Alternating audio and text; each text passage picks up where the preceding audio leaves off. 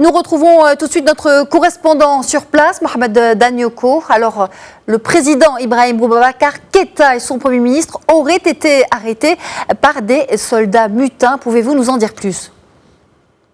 Oui, effectivement, à la fin de soirée, le président de la République, Ibrahim Boubacar Keïta, et son Premier ministre Boubou Cissé ont été arrêtés au domicile du président à Séréninkoro par des mutins et amenés dans la ville garnison de Kati, située à 15 km de la capitale. On se souvient d'ailleurs que c'est à partir de Kati qu'en 2012, des mutins sont partis à l'assaut du palais présidentiel pour perpétrer un coup d'État contre l'ancien président de la République, Amadou Toumani Touré. Donc c'est le même scénario qui se répète, mais à l'heure actuelle, on peut parler de coup d'État puisque aucun communiqué n'a été encore lu.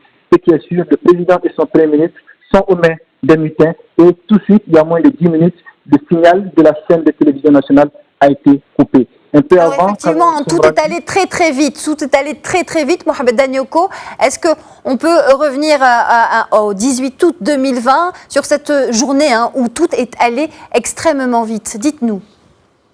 Effectivement, comme vous le dites, c'est allé très vite parce que déjà à 8h, 9h, les mutins ont commencé à tirer dans la ville garnison de Kati, ont pris le contrôle de l'armerie où ils ont été en possession des armes.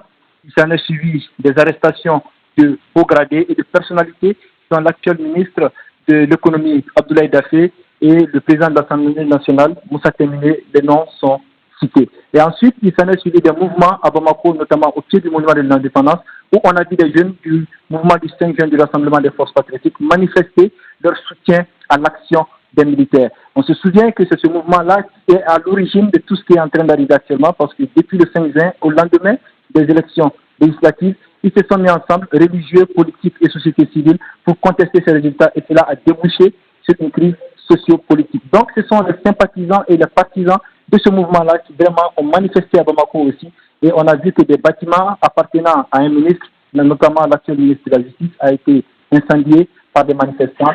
Et actuellement, au moment où je vous parle, on attend des tirs de sommation et des biens privés sont en train d'être saccagés par certains manifestants dans la capitale Bamako. Voilà, une situation extrêmement fébrile donc qui règne à Bamako. Et puis cette information principale, donc l'arrestation annoncée du président malien Ibrahim Boubacar Keïta ainsi que de son Premier ministre Boubou Cissé qui serait en route, donc d'après une source militaire, donc vers le camp de Kati. Merci beaucoup Mohamed Danyoko pour toutes ces précisions. Nous revenons évidemment vers vous pour en savoir plus sur le développement des événements sur place.